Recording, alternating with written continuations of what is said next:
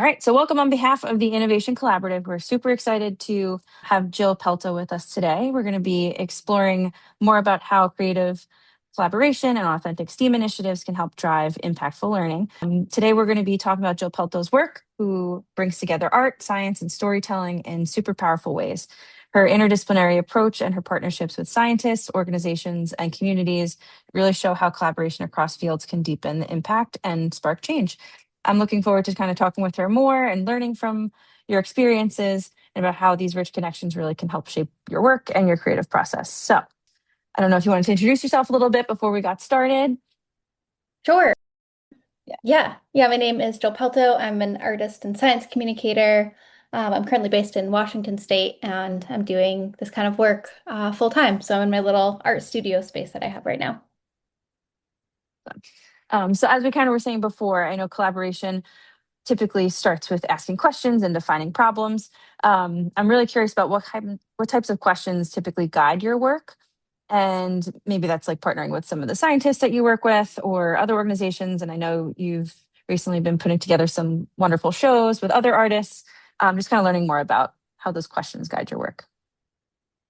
A lot of times, I'm kind of in the visuals of my art, I'm trying to ask questions about like what are some of the important stories behind the environmental topics that I'm communicating. And within any topic, like say, changes happening to the ocean, that's so broad. So you're kind of pulling out like specific stories to focus on and doing that.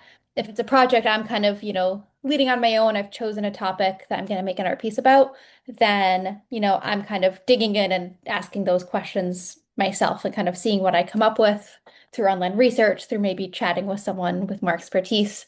And then when it is a collaboration with a science team, perhaps, and I'm making art that communicates their work, then that's fun in a different way because then I can ask them questions like, what are the most important aspects of their research that they would like me to communicate? Like, how do they do the work?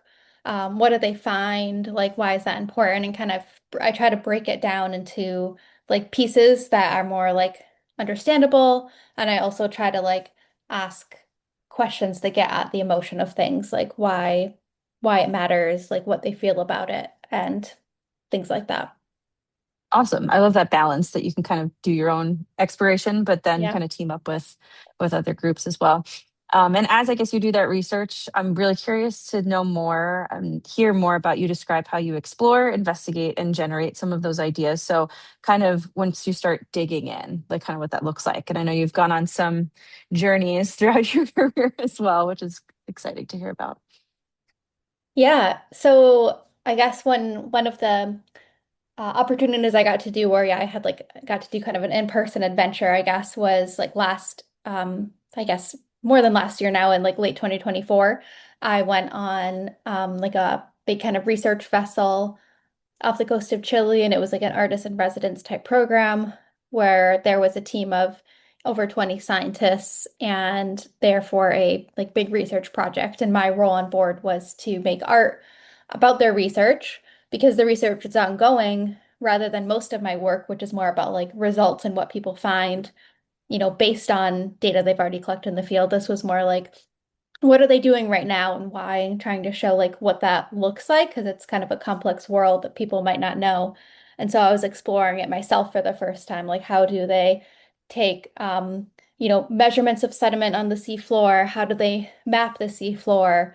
How do they put all these like pieces together to um like put together a complete map of maybe what's happening? Like they were looking at um stuff on the seafloor that's from volcanic activity on land. So that was really neat to learn about like how do they begin that investigation. And a lot of that for me was going around to different people, different roles, like the people kind of doing kind of computer work and mapping, and the people taking apart the big sediment cores in the lab and looking at the layers from the seafloor, and kind of biologists looking at like the life in those layers. And so I was able to have different conversations with people and just to learn a little bit of the background of all this stuff. And that helped me visualize what they're doing that I could then use to make a series of, I did like 4 paintings for this expedition, for example, of like what the work looked like and just some of the, first steps of like what they were finding and why that mattered.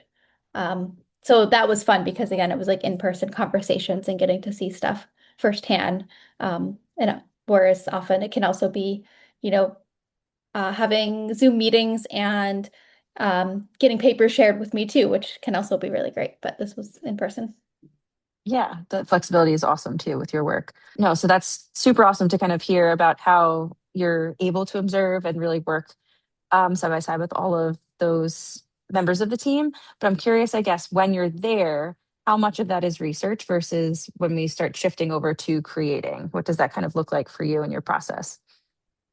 So in that example, working on the boat with the research team, I had a little art space kind of set up on the boat, kind of in the lab where they were like processing sediment cores. I kind of just took over a little spot of a table, and I was making art right there. But that was a unique instance. We were on the boat the whole time for like 3 weeks.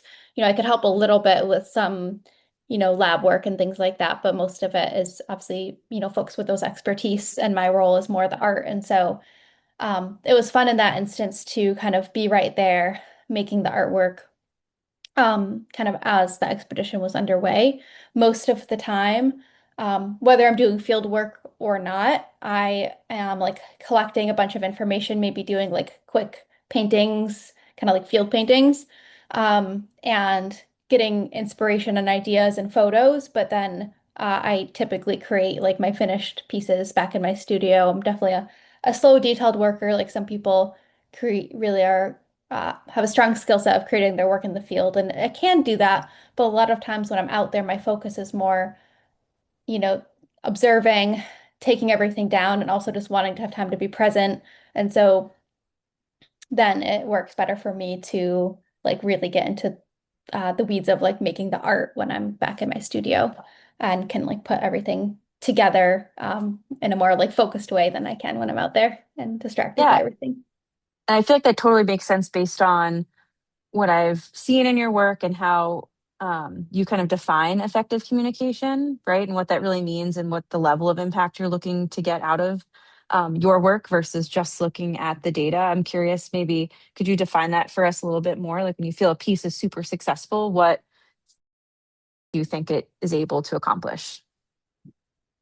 Good question, because I think, sometimes I get that feedback depending on like how the work is able to be shared, like kind of what groups of people are seeing it and in person versus like online spaces, like responses I will get. And like say I do have something hung in person and I'm able to be in that space, like an art show I had in Seattle about glaciers. And so I was there a lot because I was like kind of staffing the gallery space where the show took place. And so that was neat because I actually got to have a lot more conversations about my work. And it was a mix of other artists in the show with lots of media, but all communicating glaciers. And so I could really see how different people responded to, different of art, like different artwork, like me and the other artists. Some people were drawn to like my work or like other people's work and really resonating with them, which was really neat to see and to hear their perspectives when they did share.